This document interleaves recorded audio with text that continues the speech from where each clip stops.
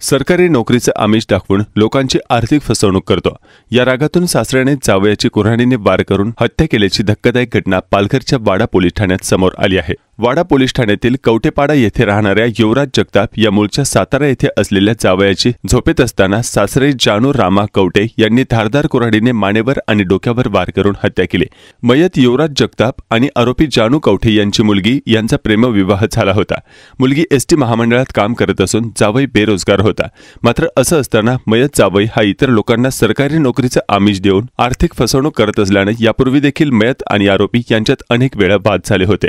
याचाच राग मनात धरून आरोपी सासरे यांनी झोपेत असलेल्या जावयाच्या मानेवर आणि डोक्यावर धारदार कुऱ्हाडीने वार करून त्याची हत्या केली। याबाबत पालघरच्या वाडा पोलिसांनी गुन्हा दाखल केला असून आरोपीला अटक करण्यात आली आहे। जे कुटुंब राहतं कवटे कुटुंब, त्यांच्यामध्ये त्यांची एक मुलगी ही बस कंडक्टर म्हणून काम करते। तिने प्रेमविवाह केलेला आहे। प्रेमविवाह केलेला जगताप नावाचे जे या कवठे मंडळींचे जावई आहेत ते मूळचे सातारचे आहेत आणि बसमध्ये ओळखीतून त्यांचा प्रेमविवाह झाला। या प्रेमविवाहानंतर ते दोघंही एकत्र इथं राहायला आले। मुलगी बस कंडक्टर असल्याने तिची ड्युटी पालघर येथे असल्याने ती पालघर येथेच असते आणि आठवड्यातून एक वेळा इकडे येते। इथं सासरे जे यातले आरोपी आहेत ते आणि त्यांच्यासोबत हा युवराज राजन जगताप आरोपी जे आहेत जानू रामा कवठे असे या ठिकाणी त्यांच्या घरामध्ये राहतात। ज्या दिवशी घटना घडली त्या रात्री हा जो जावई आहे जगताप तो तिथल्या शेजारच्याच नातलगांच्या घरी म्हणजे या आरोपीच्या बहिणीच्या मुलांकडे जेवायला जातो।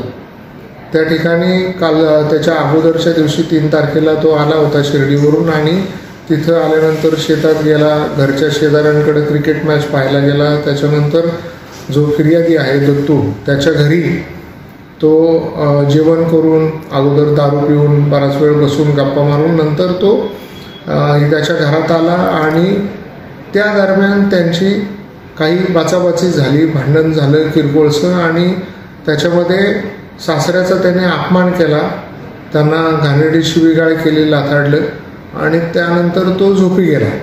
तो दारू पिऊन झोपी गेल्यावर गाढ असताना या वयस्कर माणसाने त्याचा राग मनात धरून जो पूर्वी त्याच्या मुलीला पैशासाठी त्रास द्यायचा, तिच्याकडनं पैसे घेऊन पुढे काही ठिकाणी तो घालवायचा आणि त्याला फसवण्याची सवय होती, लोकांकडनं नोकरी लावायला किंवा इतर काही कारणाने म्हणून असं तो काही किरकोळ रकमा घ्यायचा आणि त्याची जबाबदारी पुन्हा या मुलीवर आणि यांच्यावर यायची।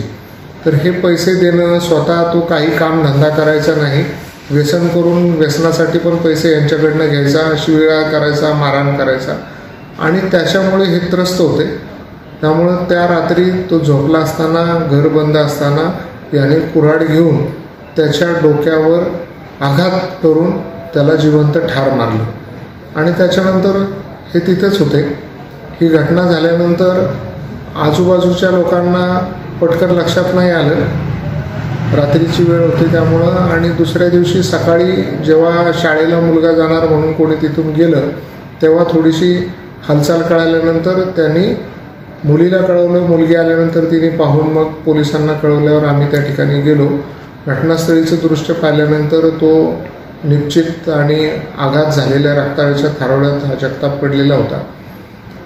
त्याच्याकडे विचारपूस करता, आजूबाजूची पाहणी करता आणि तज्ज्ञांना बोलवून जो आम्ही त्या ठिकाणचं घटनास्थळाचं परीक्षण केलं त्याच्यामध्ये जे पुरावे आले त्यानुसार त्या ठिकाणी इतर कोणी गेलं नाही आणि हा वयस्कर गृहस्थ जानू कवठे यानेच रात्रीच्या वेळी त्याला कुऱ्हाडीने मारल्याचं कबूल केलं।